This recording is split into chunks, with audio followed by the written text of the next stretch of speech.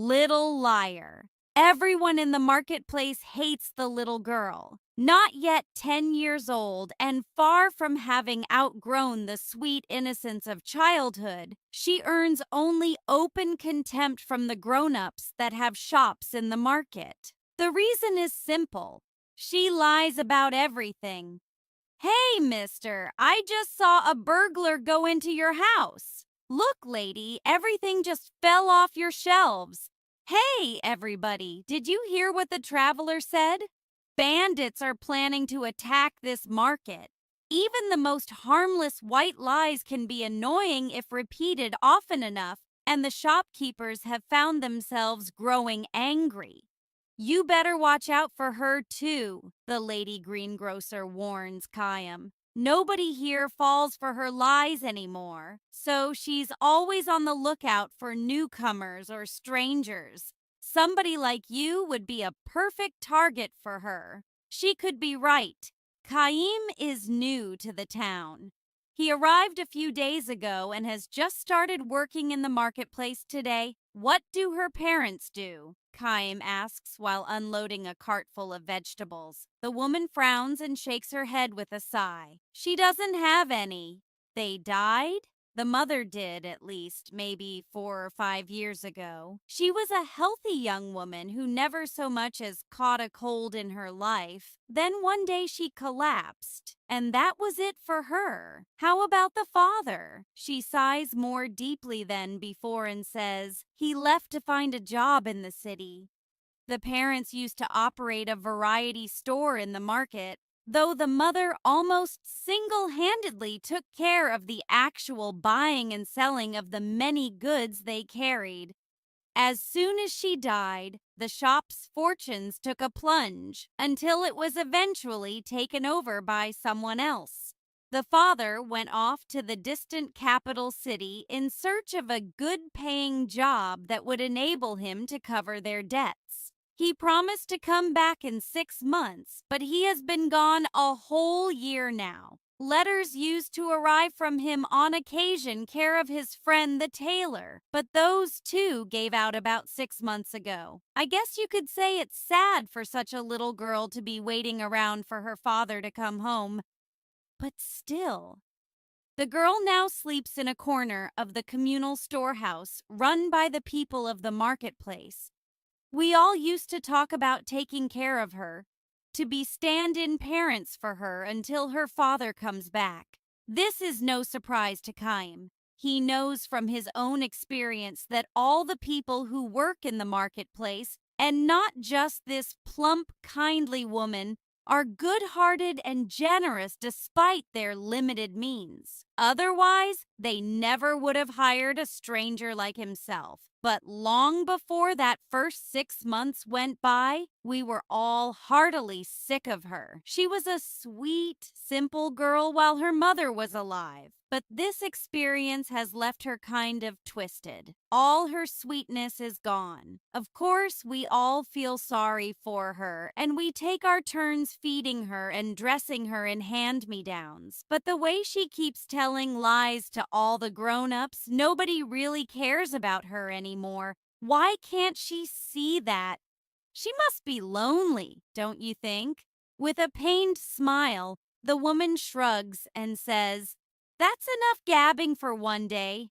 Work, work! And she goes back inside the shop.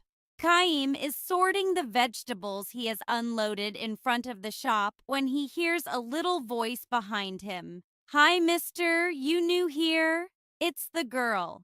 Uh-huh. You're not from the town, are you? No, I'm not. Are you living upstairs while you work here? For a while, at least. That's what I'm hoping to do. I'll tell you a secret, okay? It's starting already, okay? Kayam says without pausing in his work. There's a ghost in this marketplace. The people here don't tell anybody about it because it's bad for business. But it's really here. I see it all the time. Really? Kayam responds with a feigned surprise. He decides to play along with her rather than scold her for lying. In this endlessly long life of his, he has encountered any number of children who have lost their parents or been abandoned by them. The sadness and loneliness of children who have been cast into the wide world alone, exactly what Chaim feels himself as he continues to wander throughout the infinite flow of time. What kind of ghost? A woman, and I know who she is. It's the ghost of a mother who lost her child, she says. Her little girl, her only child, died in an epidemic. Overcome with grief, the mother chose to die, and now her ghost appears in the market every night, searching for her daughter.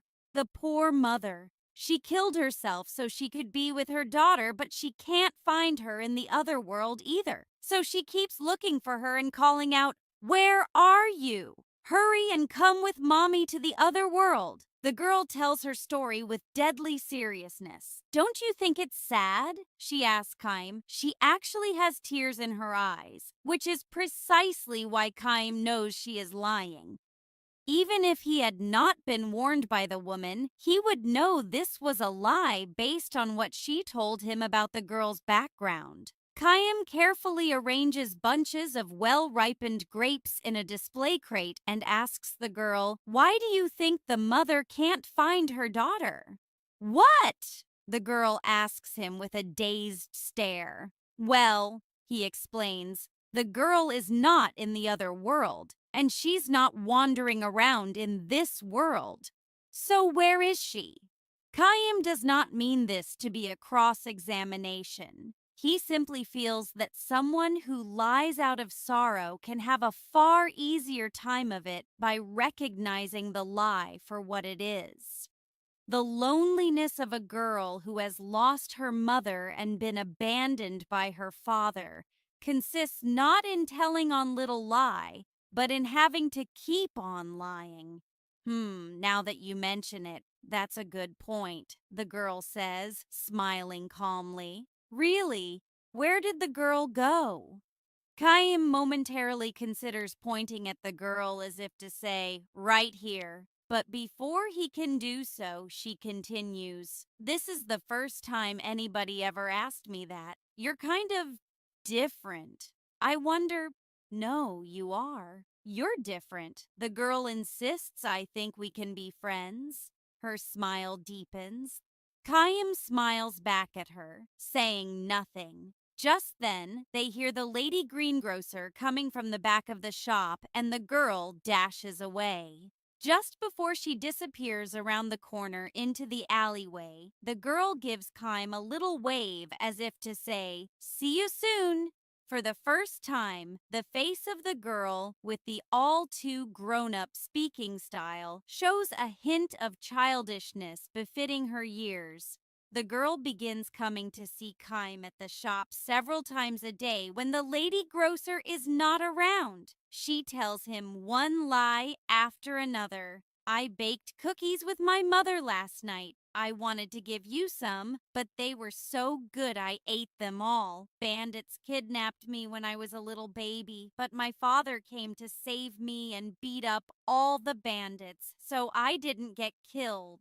My house? It's a big white one at the foot of the mountain. You're new here, so you probably don't know it. It's the biggest house in town. You don't have a family? You're all alone?"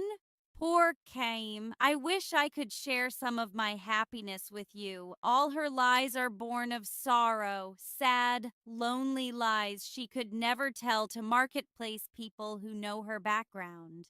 At the end of every chat with Chaim, as she is leaving, the girl holds her finger to her lips and says, "This is just our little secret. Don't tell the lady grocer." Of course, Chaim says nothing to anyone. If he happens to find himself in a situation where the market people are speaking ill of the girl, he quietly slips away. Lies and disparagements are funny things, They don't take shape because someone tells them, but rather because someone listens to and voices agreement with them. A truly isolated individual can never speak ill of anyone. The same can be said regarding lies. Because she has someone to tell her lies to, the girl need not fall into the abyss of true isolation. To protect her small, sad share of happiness, Kaim plays the role of her listener, raising no objections. One day, when the girl comes to see Kaim, she takes special care not to be noticed by the lady grocer or by the owners of the neighboring shops. Tell me, mister, are you planning to stay here a long time? No, I'm not, Kaim says, continuing to unload vegetables and fruit. You'll be leaving when you save up enough money? Probably. But you don't have enough yet? I'm getting there, he says, turning a strained smile on the girl. This is a white lie of his own. He already has enough money to support himself on the road, nor has he taken his current live-in job because he needs money so badly. He is here because he has not found a destination he wants to travel to. A journey without a destination is an endless journey. Wise men say that you need dreams and goals in life. But dreams to accomplish and goals to realize shine as guideposts in life precisely because life is finite. So, then, what should be the dreams and goals of one who has been burdened with a life that has no end? Kaim's is not a journey to be hurried, nor is it one that can be hurried. Perhaps drifting day after day with no destination cannot even be called a journey. If I were you, says the girl, I would get out of this marketplace as soon as I had saved up enough for 2 or 3 days of traveling. Kaim responds to her with a silent, pained smile. What would be the look on the girl's face if Kaim were to tell her, I'm staying here for you? I am finding the meaning of my life for now in providing you with a listener for your lies. The moment these words come to mind, words he can never actually speak to her, the girl looks around furtively and says in a near whisper, If you want to get out of here soon, I know a good way you can do it. A good way? Sneak into the tailor's and steal his money. There's a little pot in the cabinet at the back of the shop. It's full of money. Are you telling me to steal it? Yes. She looks straight at Kaim without the slightest show of doubt in her eyes. In all seriousness, she goes on to explain that tailor deserves to have his place robbed. The money in the pot, she says, is tainted. I know this girl, a good friend of mine, she says, and it's so sad about her. Her mother died, and her father went off to work in the capital, and she's all alone. Her father was supposed to come and get her after 6 months, but she hasn't heard a thing from him. Yet another lie born of sorrow. Kaim calmly asks, Is there some connection between your friend and the tailor? Of course, she says. A close connection. What's really happening is the father was sending her money every month the way he was supposed to help make her life in the town a little easier. And he kept writing to her. He wanted to tell her he found a good job in the city and she should come to live with him right away. He's too busy to come for her, so she should come to him, and he sent her money for the trip. But none of the letters or the money ever reached the girl. And why do you think that is? Before Kaim can answer, the girl says, The mistake he made was to send the letters and money care of the tailor. He's been keeping all the money for himself. Kaim looks away from the girl. In order to prop up one sad lie, the girl has piled on a still sadder one, a lie that can hurt another person. This is the saddest thing of all. The lock on the tailor's back door would be really easy to break, the girl adds, and she gallops away without waiting for Kaim's reply. The girl comes running into the grocery store the next morning, shouting for the owner. She says directly to the women, "Not to Kaim. Burglars broke into the tailor's shop last night." She says she saw a number of burglars sneaking in late at night after the marketplace emptied out. "My, oh my," says the woman with a forced smile. "That must have been just terrible." She is obviously not taking the girl seriously. "But it's true, though. I really saw them. Look, little girl, I've had just about all I can take from you. You're such a little liar. It scares me to death to think about you growing up to be a burglar or a con artist or something. I'm busy trying to open my shop now. Do you mind? Try in on somebody else." She is hardly through speaking when someone outside shouts, "Help! Somebody come!" The tailor is standing in the street looking horrified and screaming at the top of his lungs, Burglars! They took all my Momo money!" The little girl slips away as the tailor comes in. The marketplace is in an uproar. The girl was not lying, that much is certain. But all too accustomed to her lies, people now suggest the possibility of another kid of lie. Maybe she did it. What do you think? And so it begins. I think you may be right. Talk about play acting.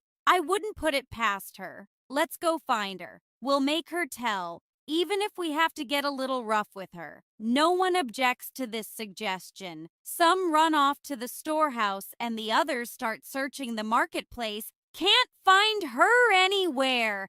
The storehouse is empty. She ran away with the money. As the searchers return with their reports and speculation, Kaim finally understands everything.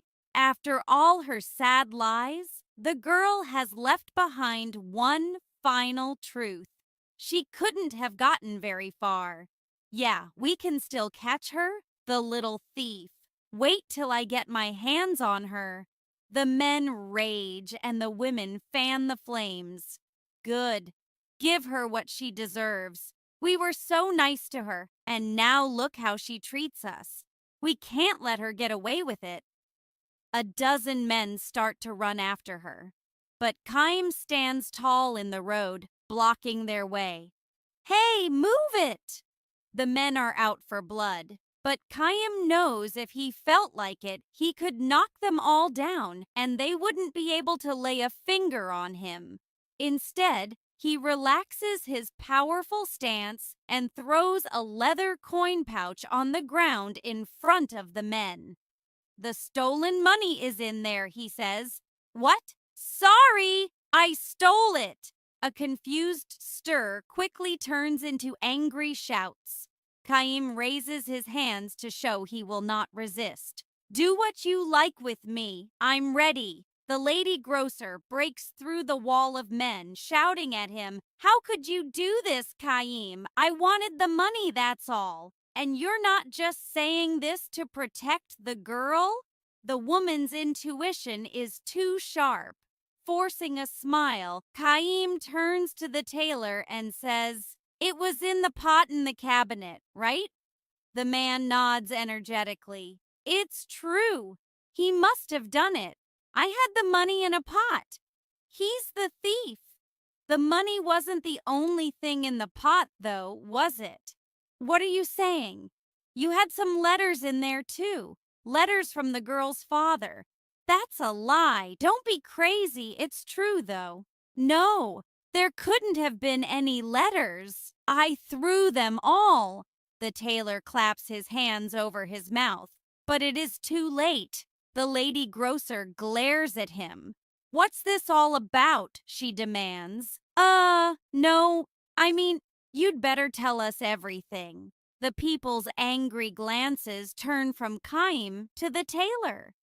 Some days later, 2 letters arrive from the girl addressed to the lady at the grocery store and the nice man upstairs. Kaim's letter says the girl managed to find her father in the capital. He has no way of knowing if this is true or not. It is hard to imagine a little girl finding her father in the big city so easily without knowing his address or workplace. Still, he decides to believe it when the girl's letter says, "I am happy now." Human beings are the only animals that lie. Lies to deceive people, lies to benefit oneself, and lies to protect one's own heart from the threat of crushing loneliness and sorrow. If there were no lies in this world, much strife and misunderstanding would surely disappear. On the other hand, perhaps it is because this world is a mixture of truth and lies that people have learned how to believe. When he is through reading his letter, Chaim turns to the woman. Concentrating on her own letter, she shyly raises her head when she senses Chaim looking at her. "I give up," she declares. "Listen to this. I am so grateful to you and the others in the marketplace for all you have done for me. I will never forget you as long as I live. A liar to the bitter end, that girl," she says, smiling through her tears. Letters from a weakling. Once there was a woman who came from a foreign land to marry into an old family.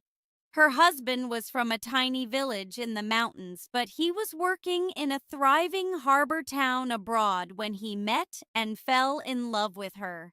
At the time, he asked her to marry him. His father in his home country collapsed and died. Being the eldest son in his family, the young man had no choice but to return to his homeland, taking her with him, of course. Her name was Mina. This was not a name used by the women of his homeland. Indeed, her name was not the only thing about her that was different. The color of her skin, hair, and eyes, and the language she spoke were all different. Had the young man's hometown been a harbor city where people of many different lands cross paths, there would have been nothing unusual about this. In such places, there were any number of homes that welcomed foreign men and women into the family, generation after generation.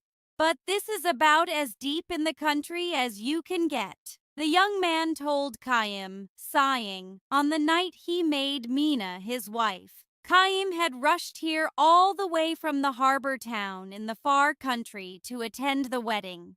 At the banquet, the young man had given Chaim a look, and the two had slipped away from the festivities. They were standing in the garden, looking up at the night sky. When the eldest son marries, his wishes are of no importance. What matters is family. The two families negotiate the engagement, and a bride is chosen who is acceptable to the groom's parents. That's how it was with my parents, and my grandparents did the same. "I know what you mean," Chaim said with a nod. Judging from the formal wedding ceremony, it was easy to imagine the highly conservative nature of the area, and just as easy to imagine that the relatives had not welcomed Mina into the family. "Alex," Chaim said to the young man. "Yes," the young man answered, still looking up at the sky. "You are the only one who can protect Mina, you know." "I know that much, Chaim. Mina is a wonderful girl." "I know that too, of course." The three were good friends. Chaim and Alex had worked together offloading ships at the same pier, and also together they had often gone to the neighborhood where Mina worked in an outdoor stall. Even now, Chaim retains the bittersweet memory of Alex and Mina struggling to communicate in each other's languages. "You know, Chaim," Alex said that night under the sky, "I think you sensed it too, but Mina was drawn less to me than to—" Chaim cut him short. "Never mind," he said with a pained smile. Of course, Chaim knew how Mina felt. And if he had responded to her feeling, she and Alex would not have been married here today. But Chaim had held back. Instead, he had urged Alex to pursue his love for Mina and helped the two come face to face. He felt no regrets about having played the part of an unlikely Cupid for them.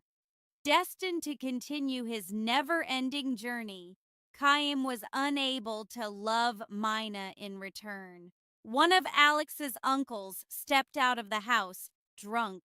"Hey, Alex! What are you doing out here?" he growled. "The groom can't be absent from the reception." "Sure, I'll be right there," Alex said, turning toward his uncle. Chaim tapped him on the shoulder. "Make Mina happy, Alex. Leave it to me," he answered with a smile. "Come on," said the uncle. "Hurry up! The groom's supposed to sit there the whole time. The entire family is here, and we're going to drink the night away." He grabbed Alex's hand and dragged him back into the house. The man was all smiles with Alex, but when he glanced at Chaim, his borderline polite smile could not disguise the gleam of distrust in his eye for an outsider. Chaim was sure he had noticed that same gleam, though perhaps not as openly displayed, in eyes that alighted on Mina. So that was the kind of village to which Mina had come as a bride. "You'd better make her happy, Alex," Chaim called out again toward his friend's receding form. "I'm counting on you." But now the uncle had his arm around Alex's shoulders, and he was noisily monopolizing his nephew's attention. Alex never heard those words from Chaim. It was 3 months later when Alex came to visit Chaim at work on the pier. "I'm in town on a buying trip, so I thought I'd stop by to say hello," Alex announced. But judging from the fatigue evident on his friend's face, Chaim had a pretty good idea of his real reason for coming here. As casually as possible, Chaim asked, "How is Mina doing?" With a feeble smile, Alex replied, "After the wedding, things happened." Mina had been accepted neither as a member of the family nor as a resident of a village. There were too many differences in daily customs, in culture. But the one thing that made Mina too different for the tiny village was the brown color of her skin. If only she could speak with people. "Mina is trying her best to learn our language, but my mother and the other relatives make no attempt to learn hers. Not so much as a good morning or a thank you. They insist it's up to the daughter-in-law to do all the adapting." Still, Mina was working hard to draw closer to Alex's family and birthplace. She would be the first one out to the fields in the morning, work without a break until the sun went down, and do sewing until late at night. She would try to talk to people in the local dialect that Alex had taught her, using gestures and body language, and she would apologize profusely with abject smiles whenever she failed to understand what they were saying. Chaim could easily imagine Mina going through these exertions, which made Alex's report all the more painful to him. "You should come to visit us now and then, Chaim. Mina would love to see you too." Chaim responded vaguely with a silent nod. When Alex added, "I want you to come and cheer her up," he said nothing in reply. "What's wrong, Chaim? Are you angry?" "I'm not going to visit." "Why not? You promised me you'd make her happy, remember? We agreed that you're the only one who can do that." "But still." "Sorry, I haven't got time for this. I have to get this ship loaded before it sails at sunset." With this curt dismissal, Chaim turned away and continued working. Alex stared at him from behind, looking frustrated and confused. Chaim could feel his friend's gaze on his back. Because he could feel it, he kept working without another backward glance. Eventually, Alex gave up and left. Neither man spoke words of farewell. A year after the wedding, Mina gave birth to a son. The boy had brown skin like his mother. He had just started crawling when Alex visited Chaim again. There was talk of a divorce, Alex said. There's nothing wrong with our relationship. Mina and I love each other, that's for certain. But my mother and the relatives say there is no way they can accept a brown-skinned child as the family heir.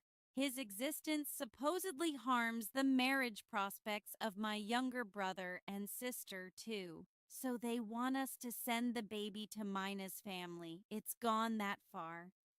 Alex had lost a great deal of weight. He was obviously living with much pain every day, trapped as he was between family and Mina. None of this made sense to Chaim. However trapped Alex might be, as long as he was firm on what was important to him, there could only be one answer to his family's demands, and he should be able to arrive at it without anguish or confusion. I know how strong you are, Alex sighed, speaking to Chaim's back as Chaim went on hoisting huge, spine-snapping crates in silence. The longshoremen here were well paid for handling crates on their own, loads that it would take 3 ordinary men to lift. The daily wage was calculated by the number of loads each man lifted, so asking for help would result in a pay cut. For this reason, Chaim and the others never complained or asked for help. They would lift even the heaviest loads by themselves. Alex had been like that too. If someone nearby asked him, "Are you going to be okay with that?" he would be all the more determined to do it on his own. Fine, fine. He would smile and, gritting his teeth, he would lift the giant load. But Alex was not like that anymore. I'm starting to think that maybe in the long run, tying Mina down to a life in my village is just going to make her unhappy. My relatives say they'll support Mina and the baby, so it's not as if I'd be abandoning her or chasing her away. It's just that, for both our sakes, starting a new life. Having finished piling crates on the deck, Chaim turned toward Alex for the first time. He was looking down at Alex on the pier. "And you're all right with that?" "Huh? If you're convinced it's the right thing, then go ahead and do it. It's not for me to interfere." Alex's features distorted under the impact of Chaim's words. Chaim said nothing more but went back to work. His anger and frustration were reaching the boiling point. Alex had no idea that Mina had been writing to Chaim on occasion since shortly after the wedding. About the hardships she had been facing in the home of her husband's family, she said not a word. Instead, she would spell out how happy her current life was and declare repeatedly how much Alex loved her. Always, the letters would end like this: "I'm sure you too must be living happily, Chaim."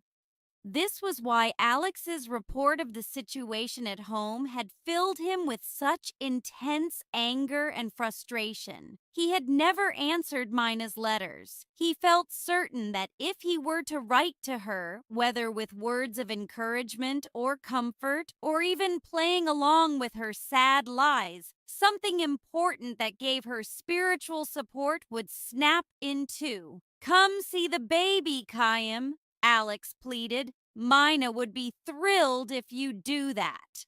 Instead of responding to Alex, Chaim called out to him from on deck. "See that crate over there? Can you lift it?" The crate near Alex was of the same size and weight as the one that Chaim had just loaded onto the ship. In the old days, Alex would not have hesitated to carry it up to the ship, every muscle in his body shuddering. Now, however, Alex gave Chaim one timid glance and, smiling to hide his embarrassment, said only, "Not me." Chaim said nothing more. He felt strongly that their long friendship had come to an end, though, in fact, for Chaim, whose life would go on through all eternity, it had been nothing more than a momentary acquaintance. Chaim has been on his endless journey ever since. Now and then he thinks back to those bygone days. Both Alex and Mina long ago came to dwell among his distant memories, the kind of memories that revive with a deep sense of bitterness. And they are there to this day. Alex made his third trip to see Chaim a year after the baby was born. Having wasted away to a mere shadow of his former self, Alex stared vacantly at Chaim, and his voice lacked all intonation as he announced Mina's death. She had killed herself, hanged herself in the barn. Chaim was amazed at his own detachment as he took in Alex's words. Mina's letters had stopped coming several months earlier.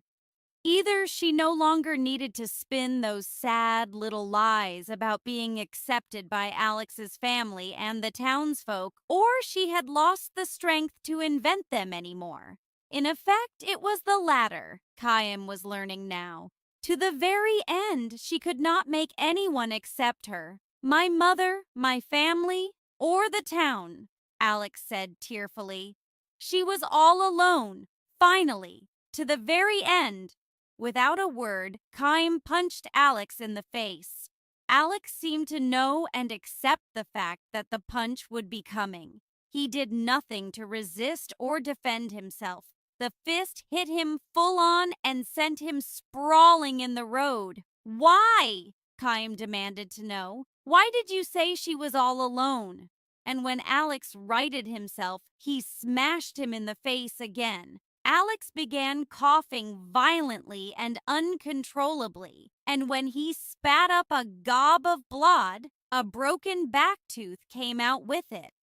Chaim knew well enough that Alex had been suffering too, that he had been engaged in a desperate struggle to do something about being trapped between family and wife. Otherwise, he would never have wasted away so dramatically from the brawny young man he used to be. As well as he knew this, however, Chaim could not forgive him. He had promised. He had given his word. He would make Mina happy. He would protect her. Chaim could never forgive Alex for failing to make good on his oath. Wiping the blood from his mouth with the back of his hand, Alex dragged himself to his feet. "I know how strong you are," he said to Chaim as he had once before, but this time his words took on a far sadder tone. "But let me tell you this, Chaim.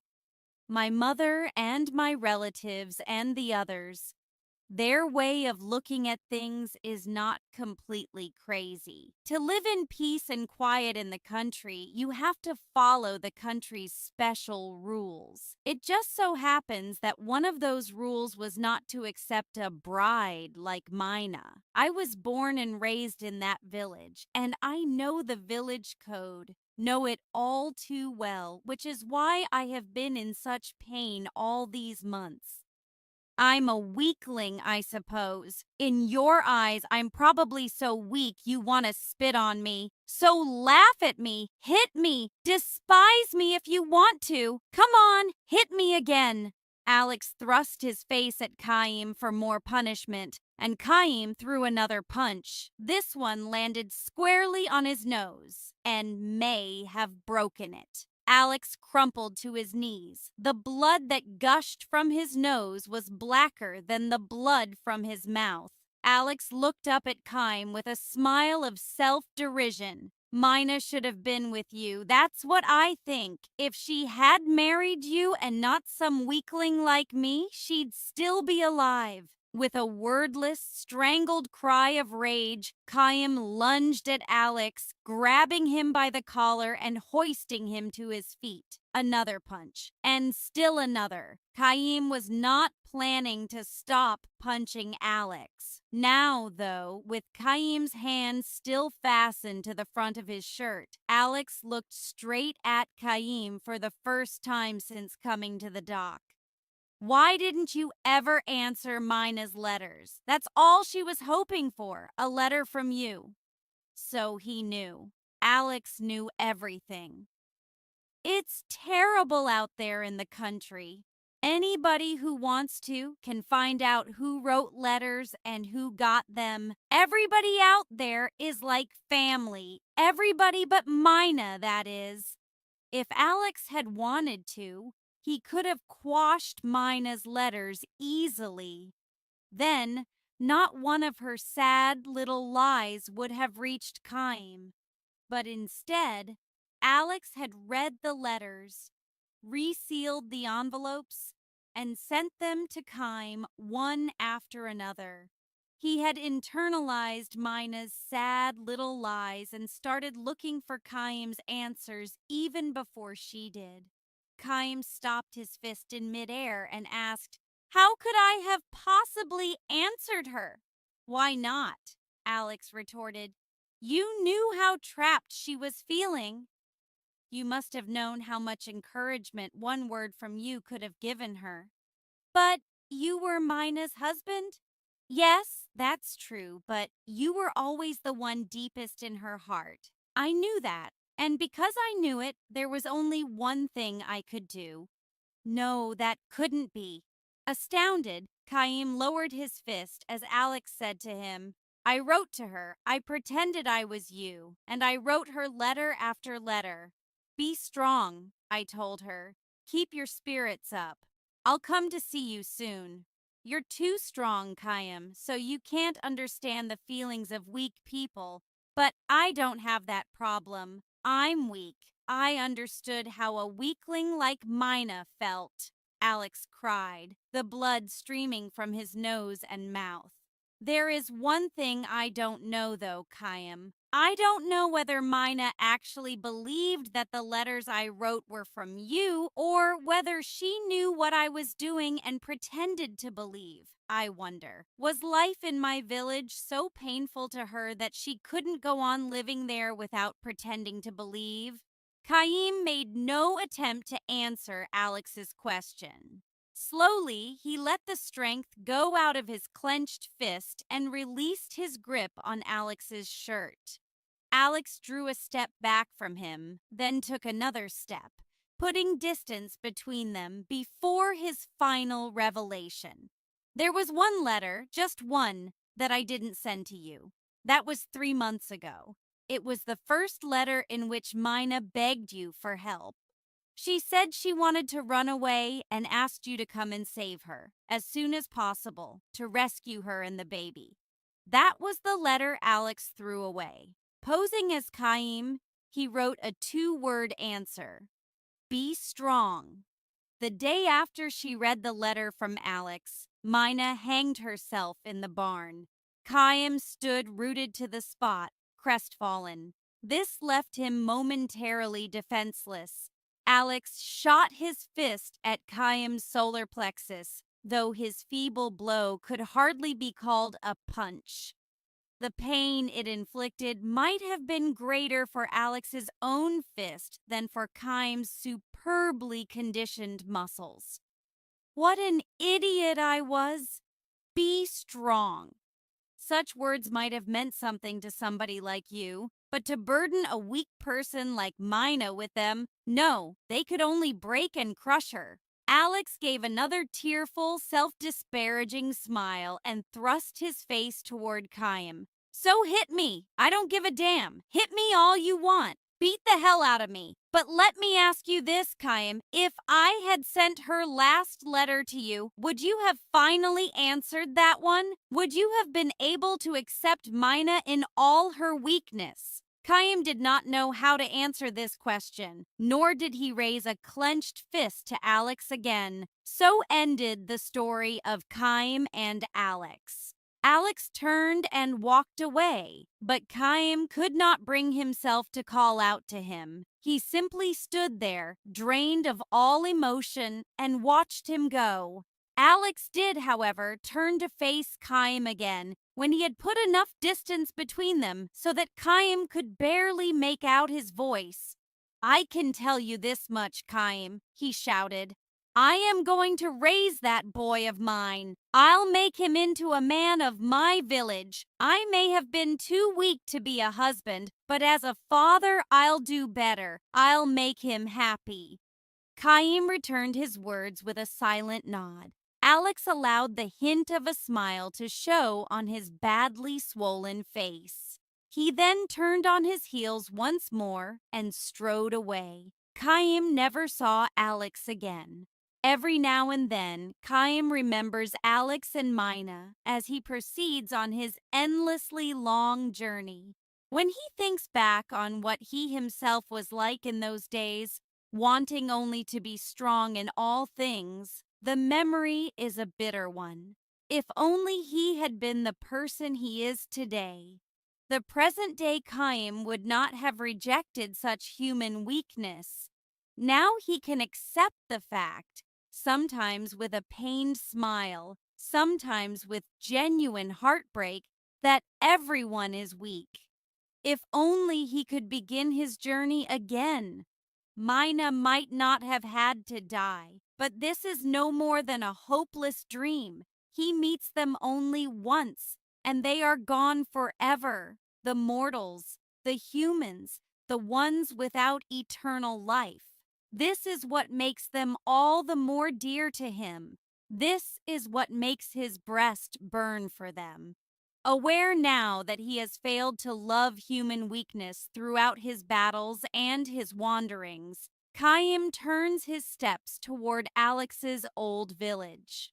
Alex himself, of course, is long since dead, but Alex's descendants he can tell at a glance.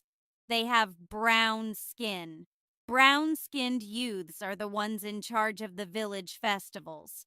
Brown-skinned old women teach girls how to weave floral decorations.